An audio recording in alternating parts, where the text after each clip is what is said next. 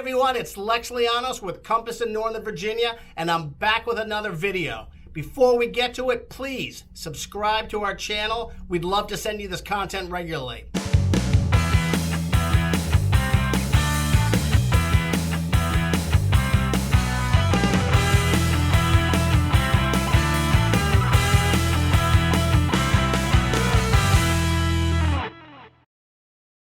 Today I'm going to be talking about the top 8 questions I get from first-time buyers as it relates to mortgages and loans.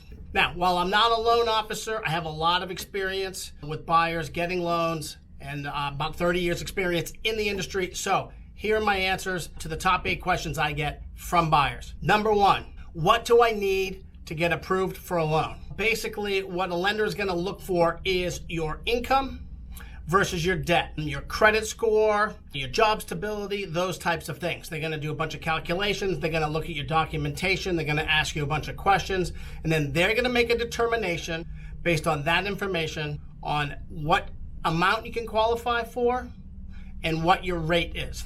Among other things that lenders are going to look for is your credit score, your employment, your debt to income ratio. So that is your gross income minus things that you have for debts like car payments, student loan payments, credit card balances, those types of things. They're going to look at all that and they're going to make a determination on how much they'd be willing to lend to you based on what your down payment is. So we'll talk about that in a second.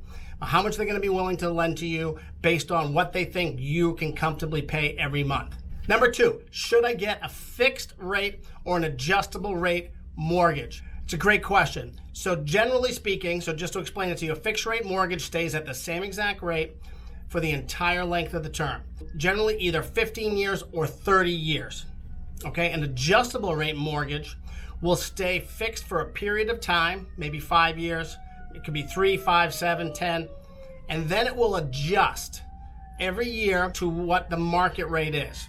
So it's certainly based on where we are now in the current environment of like 3% interest rates, it's going to go up at some point. But if you're only planning to stay in the property for 5 years, maybe getting a 5 or a 10-year adjustable rate, they also call these ARMs for adjustable rate mortgage. So you'll see that. So if you're going to be moving in 5 years, then maybe a 7 ARM is great. Generally speaking, adjustable rate mortgages have a lower rate than a fixed rate mortgage. And so they are appealing. And if your timeline is short, then you can definitely do one of those safely. If your timeline is this is your forever house and you're going to stay there for 20, 30 years, you may be better off going with a fixed rate mortgage. Number 3, what is PMI? Okay, PMI or MI stands for mortgage insurance or purchase mortgage insurance. So what this is, if you put down less than 20% as your down payment, normally your lender is going to make you buy an insurance product called mortgage insurance to cover them in the event that you default. If you have 20% equity, if the property goes down in value, or if they ever have to repossess it and foreclose on you, they're not going to have a problem selling it and recouping all of their money back.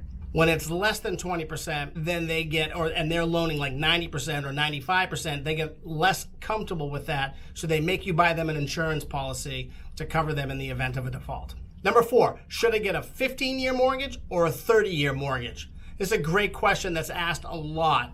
So generally speaking, your 15-year mortgage is going to have higher payments because there's less amount of time for it to be paid off. A 30-year mortgage is going to have lower payments. So you can have your lender do those calculations, find out what those payments are. You're going to pay a lot less interest if you pay for the house or the property over only 15 years. The longer the term, the more the interest accrues and the more you'll be paying in interest. So if you have the ability to make the payment on a 15-year and you plan on staying there that or longer, it's a great way to save on your interest payments. Number 5, how much should I put down? This really depends on how much cash you have and if it's affordable to you. Normally speaking, the rule of thumb is 20% down is the magic number. And that does several things for you. That usually gives you the best pricing on rates combined with your credit score. It also eliminates the requirement to have mortgage insurance. which is going to save you money in monthly payment because you don't have that mortgage insurance payment component. And it's going to basically give you instant equity and all that good stuff. So the more you can put down, the better, which if you want to lower your payments and if you have the ability to do that. But 20% is the magic figure that I typically recommend if you can afford it. Number 6, what closing costs am I going to have to pay? This is a little bit of a complicated answer to this question because there's a number of different fees, but I'll try to simplify it as much as possible. So you're going to have the two biggest things a buyer is going to have to pay for as far as closing costs.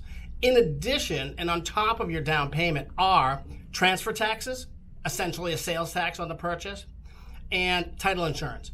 So title insurance is a product that insures the title of the property in the event there is ever a claim on it. The lender is going to require you to have it on their portion, on the loan percentage of the property. And then the owner has the ability to have an owner's title insurance policy, which a lot of people recommend. So those are the biggest components of your closing costs, but you're going to have appraisal fees, you're going to have origination costs from your lender, you're going to have to pay some escrow deposits because your bank is going to escrow for taxes and insurance, so you're also going to have to fund that escrow account. So I normally tell people about 2.5%, 1.5 to 2.5% of the cost of the house you're going to need to be coming to the table with in addition to your down payment. Number 7, what is a pre-qualification? Like a lot of things in real estate, pre-qualification is also synonymous with pre-approval. They get used interchangeably. Some people say pre-qualification is just a beginning step and then you get a pre-approval and then you get a full approval. That's not the case. People use pre-approval and pre-qualification interchangeably. And it basically is, depends on the lender, but it basically is you having a conversation or you filling out some forms online, and the lender will basically tell you that yes, you can afford this amount of property, or no, you cannot afford it. And they usually will just give you that number. So you'll fill out your information, your income and your debts and all that stuff, and they say, yes, you can qualify for X dollars.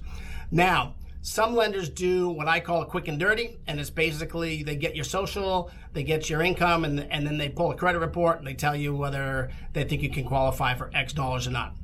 Other lenders will do what's called a full documentation pre-approval, and so they'll ask for all your bank statements, your tax returns, all that stuff, and only then will they give you and issue you a pre-approval letter. Now, these things are very important because you're going to need one. You don't need one to shop and start looking at a house, but it is good to have to validate that you can actually afford what you're looking at. But you're absolutely going to need it when you go to write an offer. A listing agent and a seller are not going to take you seriously unless you have a pre-approval or pre-qualification letter with your offer package. Number 8, when should I refinance? This is a great question, and it's really relevant right now. About a month ago, I spent 3 days calling all my past buyer clients over the last several years to encourage them to talk to their lender and see if refinancing makes sense for them. Whenever the rate drops below your current rate, it's always good to have refinancing kind of in the back of your head. It's something that you may want to do. So basically, refinancing is getting a new loan for your house. It's a much easier process. It's not quite as onerous as the first time when you bought the house because you don't have to sign quite as many documents. It's a more streamlined process, and it will lower your monthly payment.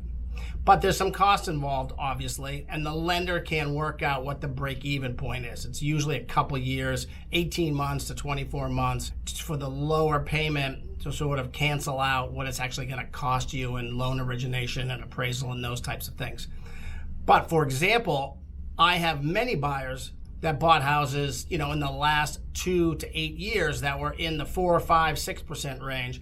And now the rates are in the 2.75 to 3.25 range. I have buyers that have saved $500, $800 a month on their monthly mortgage payment by refinancing. I hope these questions and answers have been helpful to you. Be sure to check out the video on home buying and what the home buying process is like. This will give you more insight into the process. As always, please feel free to reach out with any questions. We'd love helping people through this process. The email and the number are on the screen. Stay safe, stay healthy, and we'll catch you next time.